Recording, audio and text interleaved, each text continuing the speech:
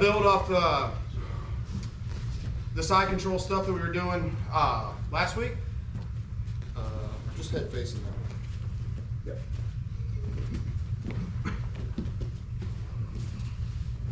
Yep. So, knee on his hip, arm underneath his head, get to that armpit, and the elbow pulled back, okay? So we're gonna start by isolating this far side arm, and we're gonna go for a Kimura from there. But I'm not just gonna try to play it while I'm sitting on top of him. I'm gonna take this arm out of the equation completely first. All right?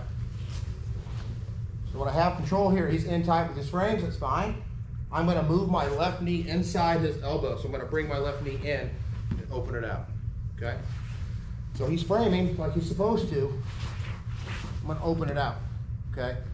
So from here, this is not good. His arm's away from his body and it's isolated, okay?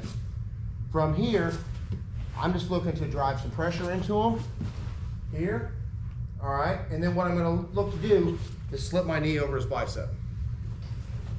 So when I have this arm out, I'm gonna go over the top.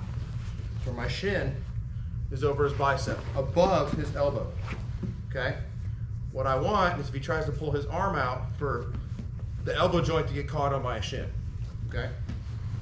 So when I'm in here with this pressure, now I'm gonna start to create an angle so I can isolate this arm. Here, I'm gonna windshield wipe my right leg over the top and switch. So now, I'm above his elbow with my right shin. And as he tries to pull it out, very difficult. I'm gonna block his hip, and then I'm gonna look to isolate this arm with my left arm. So I'm blocking his hip, and then from here I'm gonna go over the top. Sorry, look to the side. So he's framing now. I have my arm underneath his elbow.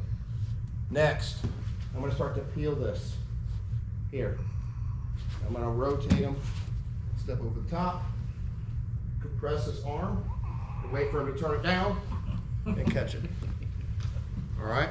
So I'm gonna threaten that reverse arm lock right on that elbow, and I want him to turn his thumb down. And that's my finish, okay? So, tight, I'm gonna bring my left knee in, open it, okay?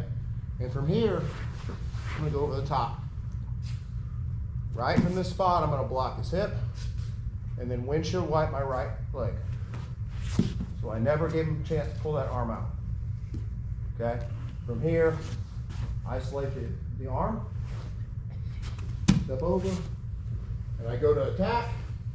And when it starts to turn down, because it's gonna hurt, I catch the wrist to get my finish. Any questions?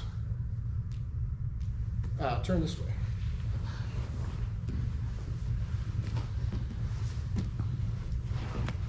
So inside, open, over the top, block the hip, windshield wipe.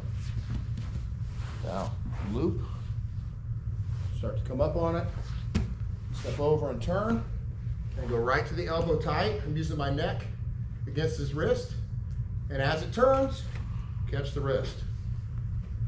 Finish, okay? Once I catch here, I can stay like this, or I can go down to my knee, okay? Does that make sense? Any questions from anyone? Anything to keep them from catching their gi to grab on?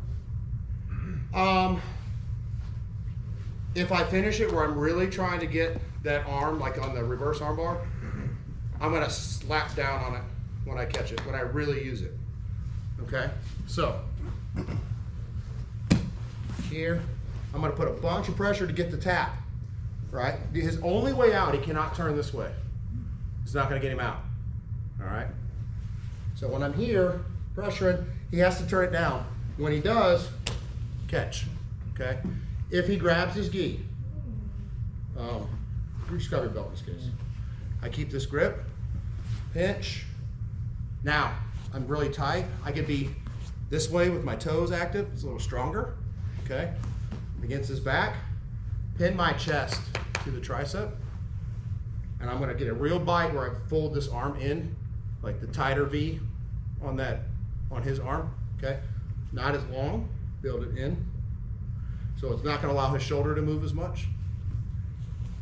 So real tight bite, pinch, and now I'm either gonna break it up this way to move it, or I'm just gonna let him think about it because he can't see what I'm doing, right?